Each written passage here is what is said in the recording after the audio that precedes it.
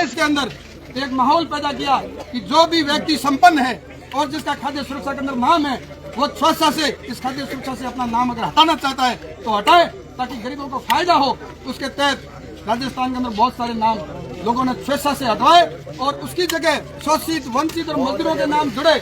खाद्य सुरक्षा में हमारे किसान भाइयों को, मजदूरों को, वंचितों को बहुत फायदा हुआ। आप लोगों से वादा किया गया कि हमारी सरकार अगर प्रदेश के अंदर भारतीय जनता पार्टी की बनेगी तो आप लोगों को आवास नए स्वीकृत करवाए जाएंगे। तो आज मुझे बताते हुए बड़ी खुशी हो रही है कि हमारे यहाँ 7,13,000 नए आवास स्वीकृत हुए हैं। कल और आज पोर्टल खुला है, जो कोई भी व्यक्ति अपना आवास से वंचित है वो अपना सर्वे करवाए और वंचित व्यक्ति को आवास मिलेगा। इस प्रकार बहुत सारी जो सरकार की योजना है उस योजनाओं को धरातल के ऊपर कैसे लागू किया जाए, इसके लिए सरकार पूरी संवेदनशीलता के साथ काम कर रही है।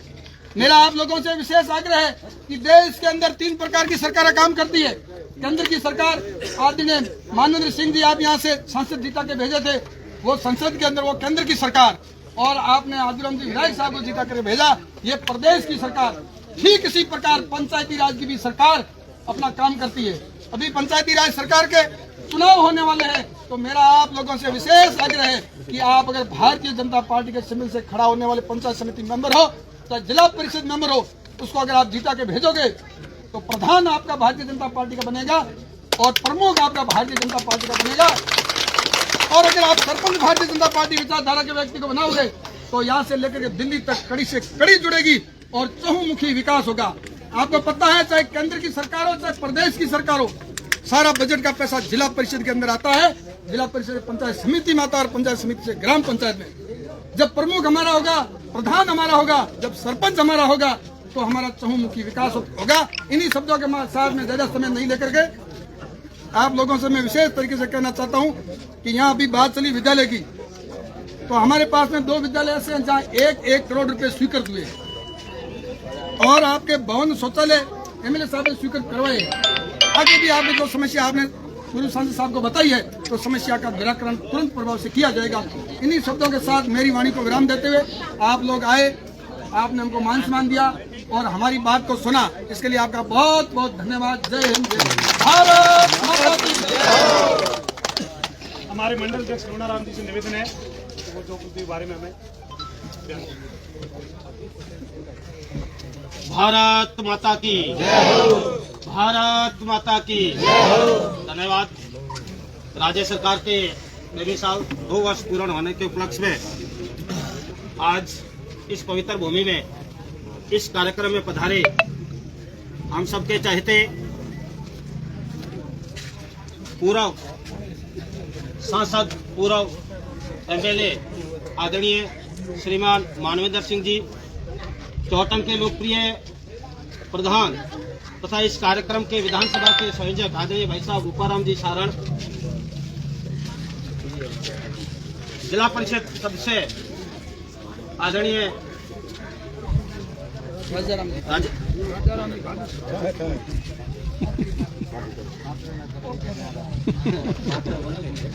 राजाराम जी,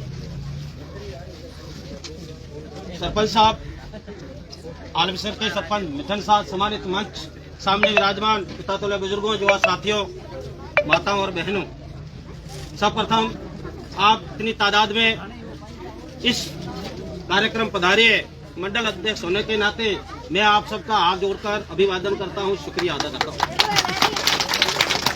जैसा कि प्रधान साहब ने आपको पूरी जानकारी सामने रख दी, मैं मानता हूं, आपसे कहना चाहूंगा कि राजस्थान की ये ऐसी पहली सरकार है।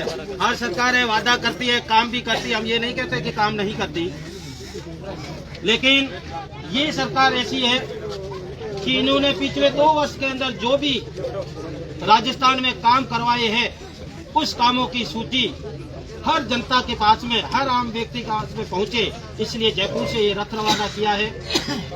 केवल भाषण देना या भाषण सुनना कोई बड़ी बात नहीं है, आप धरातल के ऊपर अच्छी तरह से देख सकते हो कि जो ये बता रहे ये काम हुआ है या नहीं हुआ है।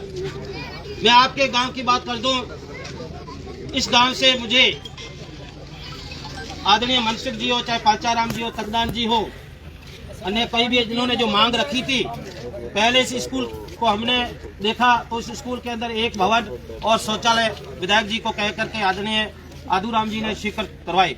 उसके बाद में एक योजना के तहत दोनों स्कूलों के अंदर 5-5 भवन 1 करोड़ रुपए दोनों स्कूल में सही तरह से विधायक साहब ने स्वीकृत कराई है। ये आपको जानकारी है या नहीं?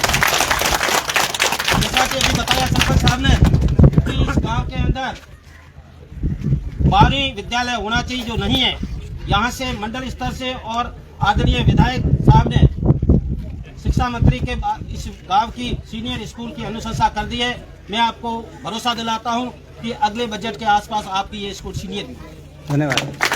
5 भवनों में इस स्कूल के अंदर जो जर्जर हालत थी, यहाँ 5 भवन से पहले एक भवन दे दिया है। समय अभाव है, पानी की जो समस्या आप बता रहे हो, जैसा कि आदरणीय प्रधान साहब ने बताया, हमारे विधायक साहब भी कहते हैं जो JJM योजना के साथ में हर घर नल कनेक्शन का जो है अपने धनाव का भी टेंडर सबसे अंतिम अभी हुआ है, तो चंद समय लगेगा। घर के अंदर एक कमरा बनाते हैं तो 12 महीने का समय एक कमरा लेता है।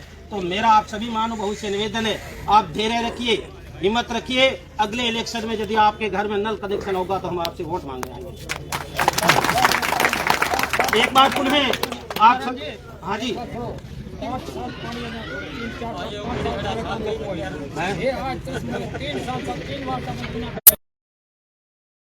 दिल की गहराई से बहुत बहुत धन्यवाद, आभार। जय हिंद, जय राजस्थान। श्रीमान बालेंद्र सिंह जी जसवंत साहब, हमें 2 शब्दों से लाभान्वित करें। बहुत बहुत धन्यवाद। सरपंच साहब ने गांव की समस्या रखी, प्रधान साहब ने भी रखी, मंडल अध्यक्ष ने भी रखी है। और रेगिस्तान की भौगोलिक स्थिति ऐसी है कि सबसे विकट समस्या पानी की होती है। तो हमेशा ये तो प्राकृतिक देन है, इसका तो हमें उसका समाधान निकालना हमारा धर्म बनता है। और अब एक्शन कौन लगे शॉर्ट में किया तो है।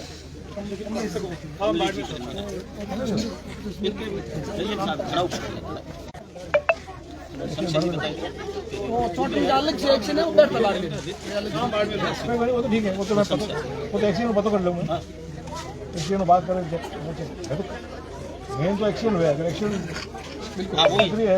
सैंक्शन है, मैं पता कर लूँगा। और वो स्टाफ की कमी है और कम्युनिट करनी है स्कूल, वो तो सही समय में सरपंच साहब बताइए, क्योंकि हमें बजट सत्र आऊँगा है, उसमें हम पेश करेंगे। और अपनी तरफ से जो भी प्रयास के कारण सरहद समृद्धि यात्रा रखी है कि 2 साल सरकार रहे, बॉर्डर रथ तो प्रत्येक गाँव जावे ही दे। अपने सिर्फ बॉर्डर में जाए पूछताछ करनी है, क्योंकि जो प्रधानमंत्री कहे कि बॉर्डर का जो नागरिक है वो भारत का प्रथम नागरिक है। प्रथम नागरिक से पूछेंगे जब जाकर भारत एक विकसित देश बनेगा। ये अपना लक्ष्य है सरहद समृद्धि यात्रा का।